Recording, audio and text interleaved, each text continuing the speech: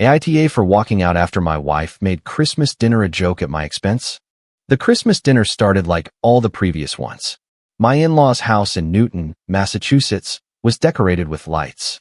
The tree took up half the living room, and the smell of roasted turkey and stuffing filled every corner. 18 people gathered around the extended dining table. My in-laws, Jessica's 3 siblings with their respective partners, the grandparents, some aunts and uncles, and the older nieces and nephews. I was sitting next to Jessica, my wife of 9 years, helping to serve the wine while her father, Frank, made the traditional toast. "To family," he said, raising his glass. "To another year together," we all echoed. Up to that point, everything was normal. The problem started when her older brother, Kevin, mentioned his recent promotion at the tech firm where he worked. Regional director, he bragged while his wife looked at him proudly, responsible for the entire Northeast. Applause and congratulations filled the table. His mother, Carol, stood up to hug him. His father patted him on the shoulder. Then, Jessica decided it was the perfect time to make her contribution to the conversation. "I am so jealous," she said in that tone I knew all too well. "Some men really know how to get ahead in life." I felt her gaze on me before she continued. "Not like others who have been in the same position for 12 years, doing exactly the same thing, without any ambition to improve." The silence fell over the table. The clinking of forks stopped. The eyes of 18 people landed on me. "Jessica," her mother muttered in a warning tone, but she was just getting started. "What?" Jessica said, shrugging. "It is the truth. Mark has been at the same company for 12 years, at the same desk, with the same mediocre salary. How many times have I told him to look for something better, to take a risk, but no. He prefers the safety of what is familiar." "Jessica, I do not think this is the time." Her sister-in-law tried to intervene. "No, let me finish." Jessica took a sip of wine. "We are family, we can be honest. My husband is a conformist man. He has no ambition. He has no vision. He does not have that fire that successful men have." She looked directly at her brother Kevin. "You understand, right? You know what it is to want more, to fight for more. Mark is perfectly content with being mediocre." Nervous laughter began to emerge. Some people looked at their plates. Others exchanged uncomfortable glances. Jessica's grandfather, an 82-year-old man who had built his own construction business from scratch, looked at me with an expression I could not interpret. "Honestly," Jessica continued, now addressing the whole table, "sometimes I wonder what my life would be like if I had chosen someone with more, I do not know, potential." And there it was, the phrase that changed everything. It was not the first time she had criticized me in public. Over 9 years, she had accumulated an impressive repertoire of derogatory comments disguised as jokes. But this time, in front of 18 people, on Christmas, she had crossed a line that could not be uncrossed. I looked around the table. I saw the shame on her mother's face. I saw the discomfort of her sisters-in-law. I saw her father avoiding my gaze.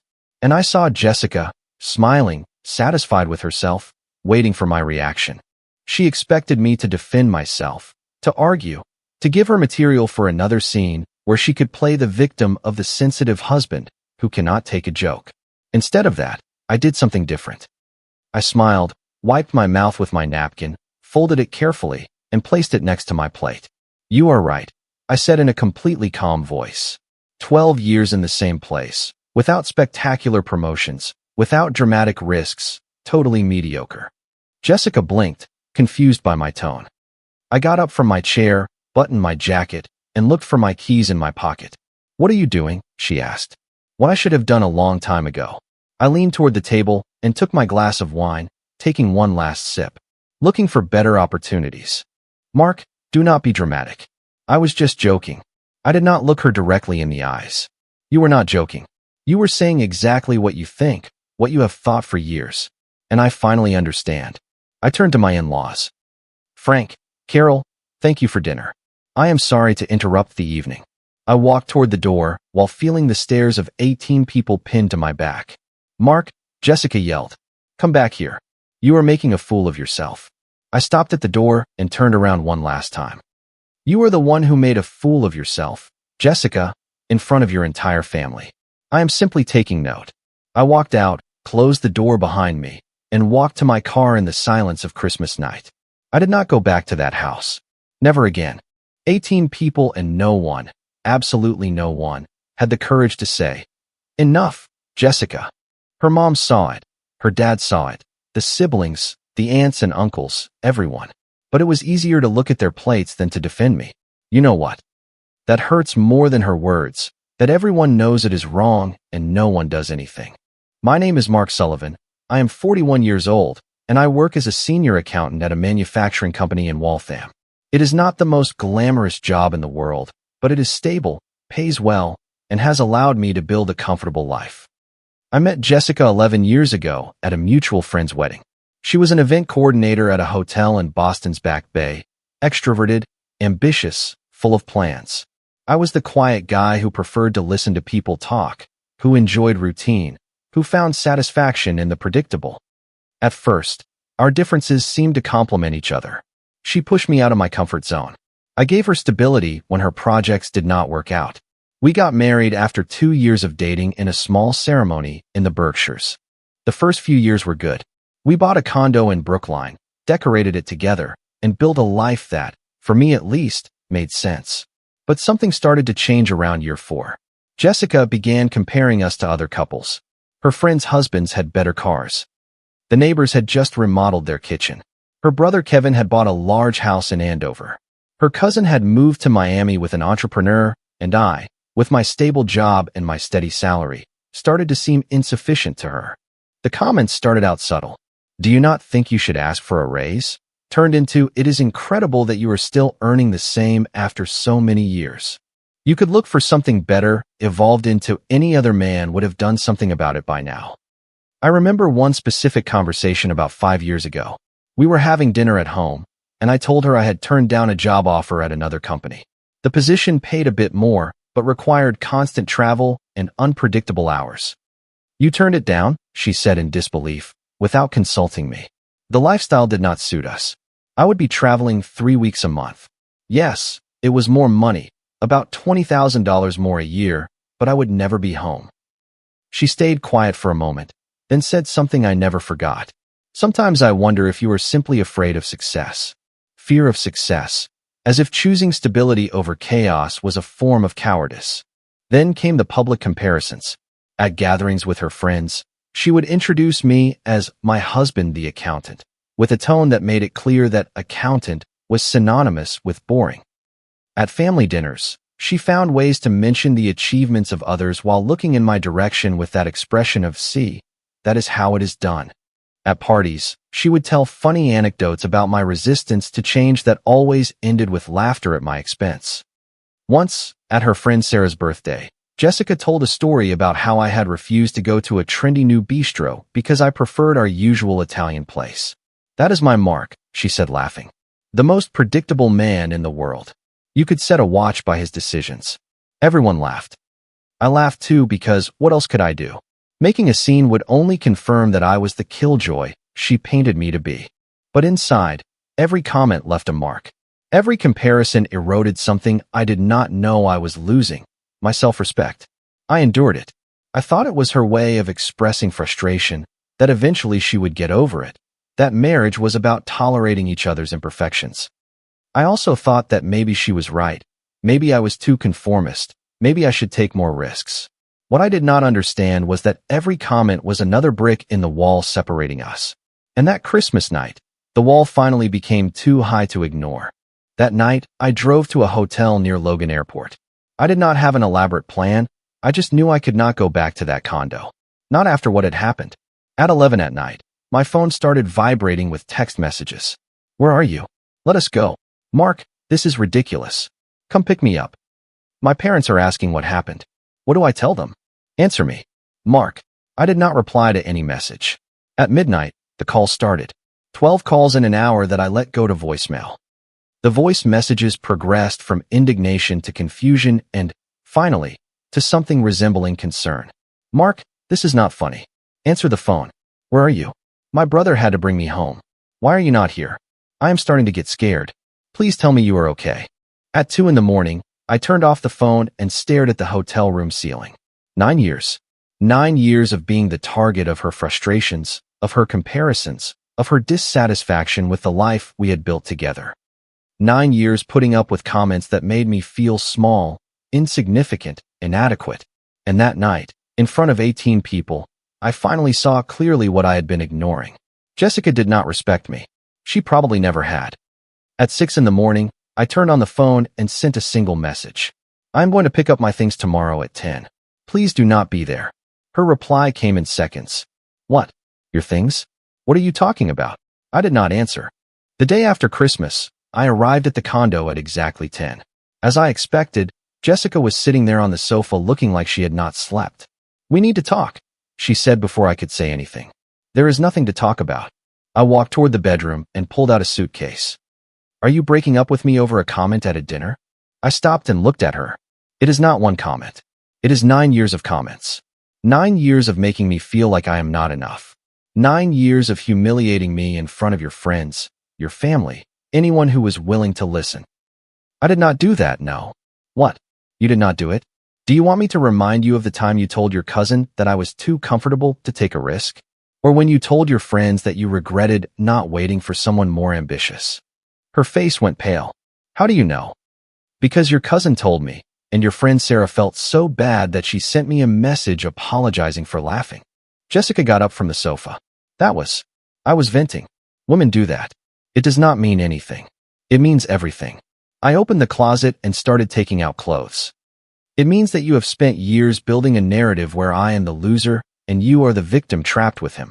And last night, in front of your entire family, you finally said it out loud. I was drinking. I exaggerated. I can apologize. Apologize for what? For saying what you really think? I do not need an apology, Jessica.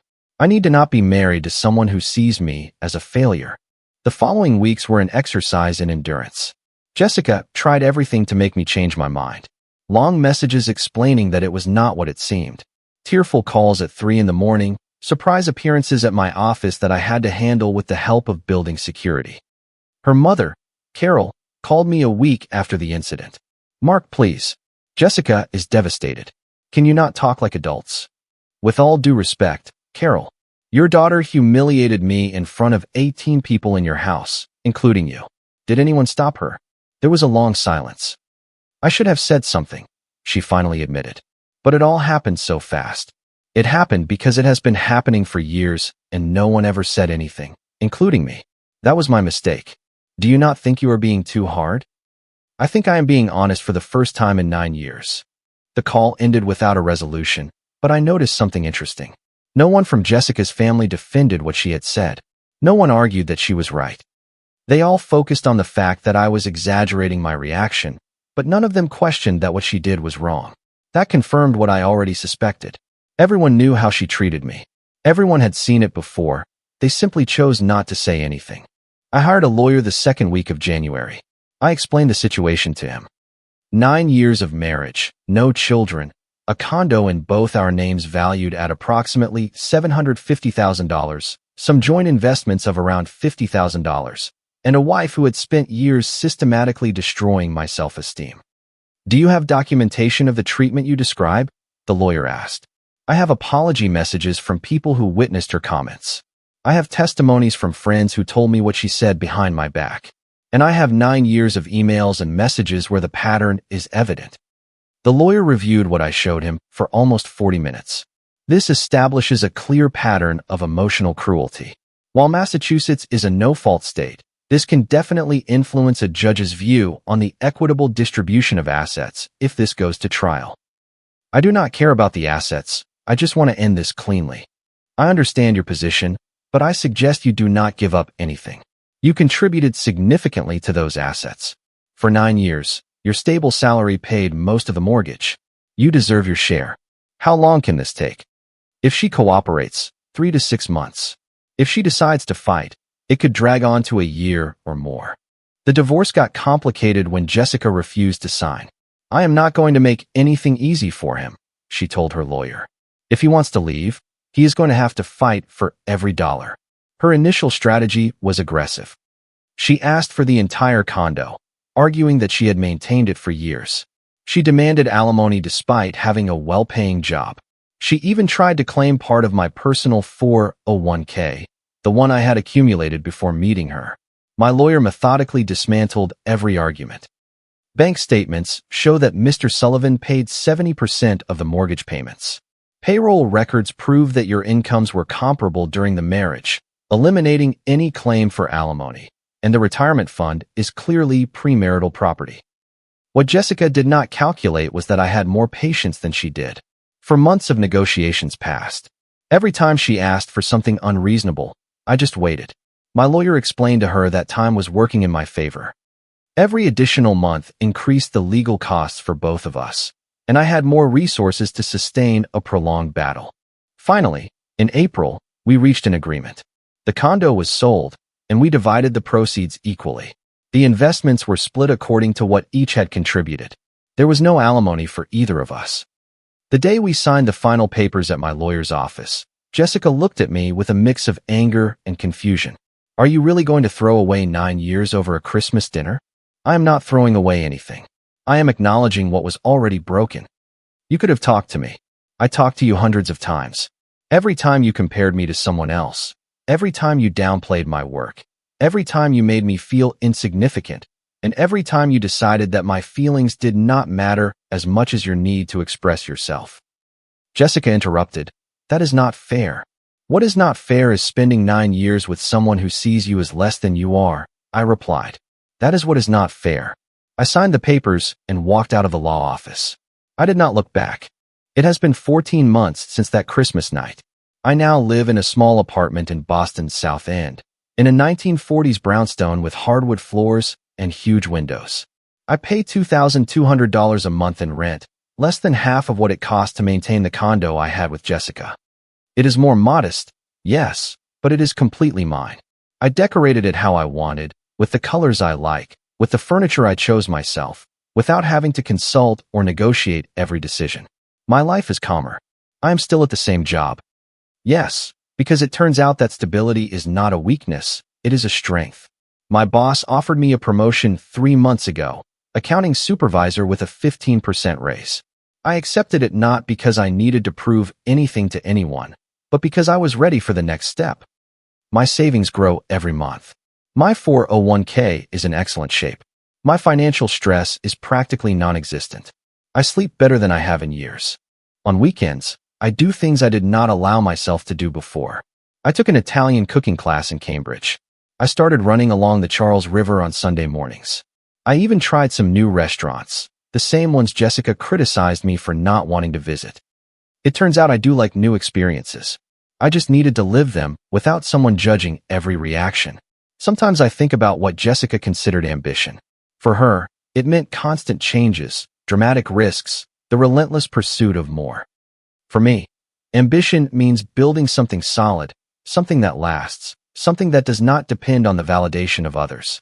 It turns out we had very different definitions of success, and it turns out mine works better for me.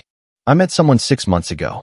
Her name is Emily, and she is an administrator at an elementary school in Somerville. She earns less than I do, lives modestly, and has the most genuine smile I have seen in years.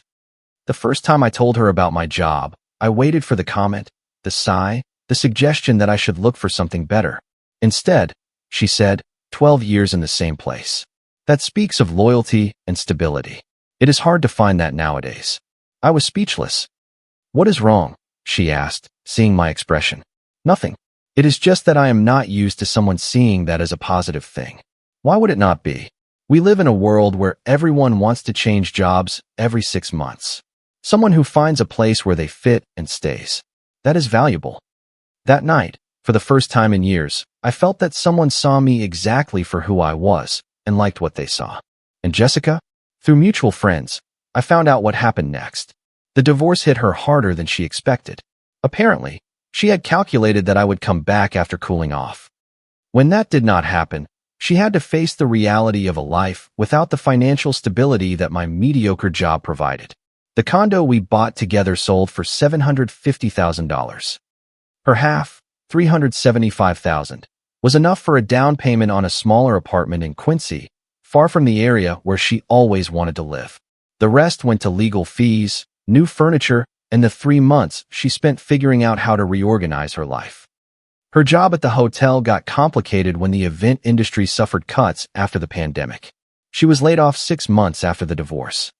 She was unemployed for 3 months before finding something at a small travel agency in Burlington, earning almost 40% less than before and with an hour-and-a-half commute every morning. Her social circle also changed drastically. The friends who had laughed at her comments about me started to distance themselves when they found out the full details of the divorce. Sarah, the friend who had sent me the apology message, stopped talking to her completely. Her college friends group chat, where she was apparently the most active in criticizing me, went silent after someone shared my version of events. Her brother Kevin told me that she had tried to rebuild her social life, but her reputation preceded her. People ask what happened, he told me. And when they find out how she treated you, well, no one wants to be the next target. She also tried dating other people. From what I heard, she had 2 short relationships in the last year. The first ended after 3 months when the guy, an insurance salesman, got tired of her constant comparisons to me, her ex. The second lasted barely 6 weeks. Apparently, she started criticizing his job almost immediately. She has a pattern, Kevin told me with something resembling sadness, and I do not think she realizes it.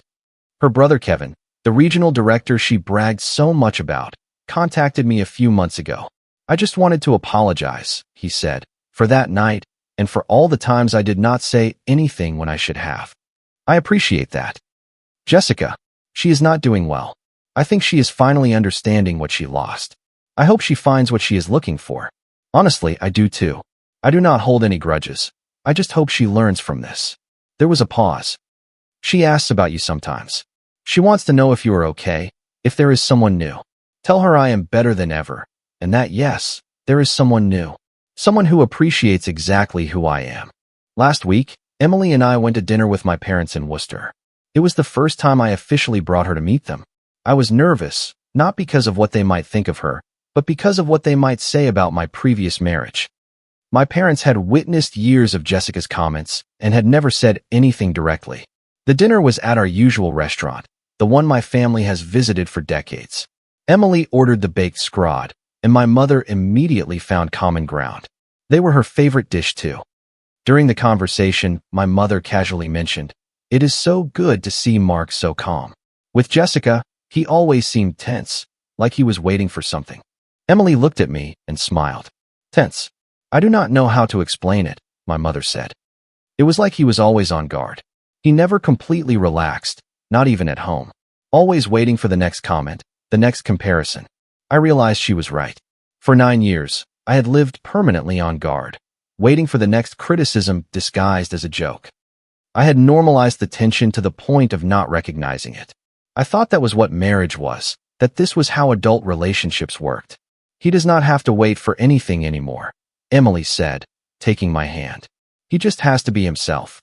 My father, who had remained quiet for most of the dinner, finally spoke. Son, when you told us what happened at that Christmas dinner, your mother and I did not say much. Maybe we should have spoken up earlier when we saw how she treated you, but we wanted to respect your marriage, your decisions. I understand, Dad, but I want you to know something. We are proud of you. It takes courage to get up and leave when everyone expects you to stay. It takes even more courage to rebuild your life afterward. That is true ambition. That word, ambition, no longer hurts me like it used to, because I finally understood that ambition is not about chasing more. It is about knowing what you are worth and not accepting less. Emily squeezed my hand. Your dad is right. The bravest thing I have ever seen is someone who knows when to walk away. That Christmas night, 14 months ago, when I got up from that table and walked out that door, I was not running away. I was finally, after 9 years of silence and tolerance, choosing myself. And that was the most ambitious decision I have ever made in my life. Sometimes I wonder what would have happened if I had stayed that night. If I had endured the comment like so many others before, I would probably still be in that condo, in that marriage, feeling like something was wrong, but unable to name what. Jessica taught me something important, although not in the way she expected. She taught me that respect is not optional in a relationship. She taught me that constant criticism is not helping someone improve, it is eroding them. And she taught me that sometimes the person who needs to change the most is you, but not in the way others want, rather in the direction of valuing yourself more. Thank you, Jessica, for that Christmas night, for the 18 people who witnessed it, for finally giving me the push I needed to look for something better. Not something better than you, something better for me. Comment. Hearing a story like this always reminds me of how fragile our self-worth can be when we let others define it. True ambition is not always about climbing the corporate ladder or acquiring more things. Sometimes, the most ambitious thing you can do is recognize your own value and draw a firm line when someone crosses it. A healthy relationship should be a safe harbor, not a place where you constantly have to keep your guard up. Respect is the absolute foundation of love, and without it, even the longest history together cannot sustain a partnership. It takes immense courage to walk away from what is comfortable and choose peace over pain. Healing begins the moment you decide to take responsibility for your own happiness instead of waiting for someone else to change. I hope you always remember to be kind to yourself and surround yourself with people who celebrate exactly who you are. If you liked it, don't forget to leave a comment and support the channel by subscribing. See you in the upcoming stories.